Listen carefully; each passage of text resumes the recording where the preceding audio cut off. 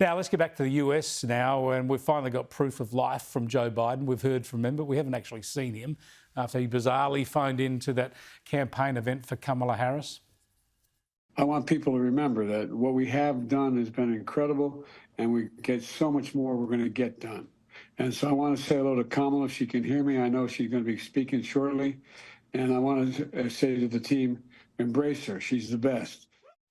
Yeah, and once more, I've caught up with Kristen Tate to get her impressions. Biden has not been physically seen since he dropped off the map on Thursday. Yes, he supposedly called into this Kamala Harris event, but we have not seen the president of the United States. And there are people asking questions right now. Is it possible, for example, that the president had some sort of medical emergency last week that he has not recovered from and cannot recover from? Is he on his deathbed? Or did he really just have COVID, and was he confronted with polls that he can't beat Trump and decided on his own to step down? We don't know the answers to those questions. But one thing is very clear, Chris. Joe Biden is not running this country right now. He may have not been running it for a long time. We have no idea who's in control right now. Yeah, it's a bizarre situation because it's the easiest thing in the world for him to organise a camera and do an address to the nation, whether he's in isolation or not. It's been done many times before, yet we haven't seen from him. Let's have a listen to a bit of more of what he had to say with Kamala Harris here. And here he is talking about his decision to quit. I know yesterday's news was surprising and it's hard for you to hear, but it was the right thing to do. I know it's hard because you poured your heart and soul into me to help us win this thing, help me get this nomination, help me win the nomination, and then go on to win the presidency. But you know, you're an amazing team. But we've got a great. I think we made the right decision.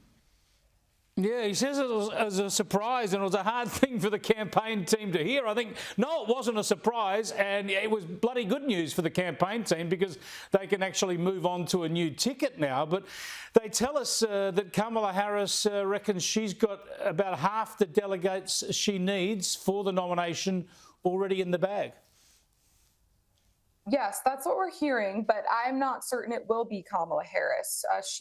She doesn't poll very well against Donald Trump. So I think right now the Democrats are deciding who it will be. Of course, all of the potential names we've heard thrown into the mix for over a year now, like Gavin Newsom, they've all said that they endorse Kamala, but they have to say that right now. I do find it kind of humorous, though, Chris, that Biden and the Democrats are still going with this line about beating Trump and, oh, we need to save democracy. I mean, this is the party that just forced aside the candidate who was voted on by their own constituents and will now replace him without any real impactful voice from the voters they claim to care so much about. So I don't want to hear any more from the Democrats about caring so much about our precious democracy.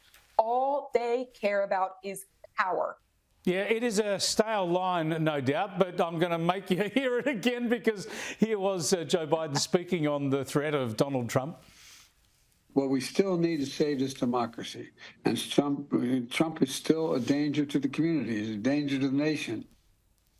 Yeah, there we go, Christian. You know it well. The only line they've got is that the orange man is bad. But this other point about desperately trying to save democracy, I come back to this point, and I don't think enough people have been making this point. If Joe Biden believes he's not up to another term, and if he believes that Kamala Harris is the best person to lead the United States, then the obvious thing for him to do would have been to resign from the presidency so that she would be sworn in this week, not spending her week trying to muscle up the delegates for the convention.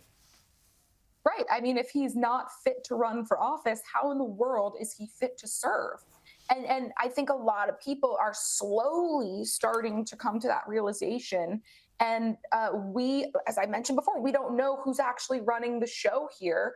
But the Democrats, this is what they're going with. And apparently to them, democracy means lying to conceal your candidate's mental fitness, then rigging your primary by blocking alternatives. And then when you're exposed for lying, staging a coup to remove your own candidate and forcibly shuffling in someone else without input from the voters. It's all really gross and anti-democratic.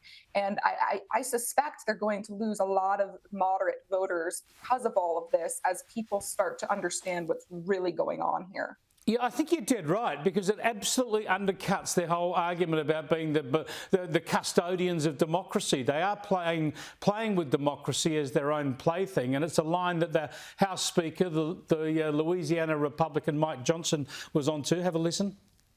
I have suggested that the president should resign. The reason is, if everyone acknowledges that he is incapable of running a campaign, then he's clearly incapable of running the country. I mean, he has the nuclear codes. He has major decisions that he has to make every single hour of every day, and he does not have the faculties to do so now. The House Speaker Mike Johnson there. Now, Kristen, this is a powerful point, because for our audience here, just remember, of course, Joe Biden remains the president throughout the campaign. Under the American system, he's president till January. So the whole time that Kamala Harris is out there, or someone else trying to say, vote for me, Joe Biden's in charge, admitting that he's not up to another term. And the fact is, he hasn't resigned. So the question that you put, the very pointed question, is going to be there right throughout the campaign. That is, who is actually running the country? Yes, and it's actually terrifying, because our enemies around the world are watching what's going on right now. And the time to do something bad and nefarious would be between now and January, because the entire world knows we are weak. Our enemies know this. They know that nobody's in charge right now. That is a terrifying prospect. So I am very scared of what's going to happen in the next few months. Based on what's happened in the next week, we can only guess what's coming, but it's not good. The Democrats are lying. And, will President Joe Biden even make it to Election Day? I don't know the answer to that question, but it'll be fascinating to see what unfolds. I think you're right. I think the pressure will now increase on him to resign altogether. It's going to be fascinating as ever. Thanks for joining us again, Kristen. Thank you very much, Chris.